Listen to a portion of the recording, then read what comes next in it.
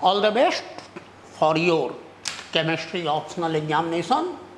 Chemistry optional examination on 31st August and also for the language paper on 30th August. Now I will not take more time because now revision time is limited. So only 2 to 3 things.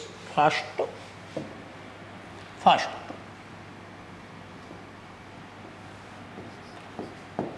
अब आप पढ़ाई बंद कर दें, ठीक, Friday 2 बजे के बाद, 3 बजे के बाद शाम में पढ़ाई बंद कर दें।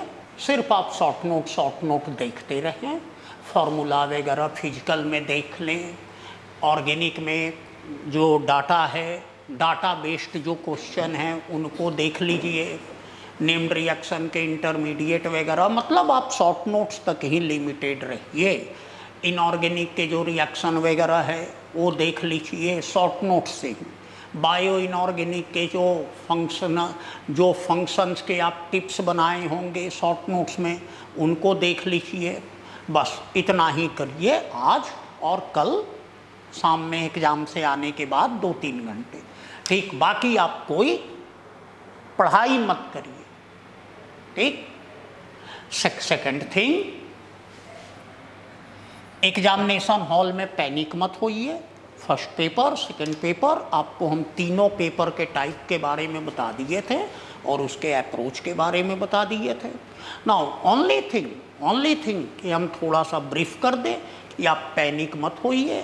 क्वेश्चन सिलेक्शन के समय इस बात का ध्यान रखिए कि टाइम बचाएं। क्वेश्चन नंबर 1 और 5 पढ़ने की ज़रूरत नहीं क्योंकि वो कंपल्सरी है, ठीक।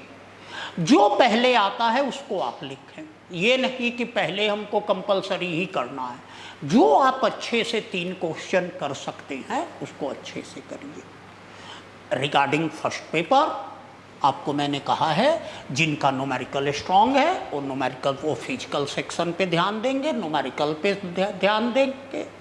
जिनका राइटिंग एबिलिटी अच्छा है वो थियोरेटिकल पे देंगे ध्यान, लॉजिकल एक्सप्लेनेशन पे ध्यान देंगे। और इनऑर्गेनिक से कम ट्राई करिए कि एक क्वेश्चन हम अटेम्प्ट करते। जिनका इनऑर्गेनिक अच्छा है वो 2 क्वेश्चन भी अटेम्प्ट कर सकते हैं। रिगार्डिंग पेपर 2 मैंने आपको डिटेल्ड वे में बता दिया था तीनों टाइप के पेपर को, ठीक। यहाँ भी बता दिया था।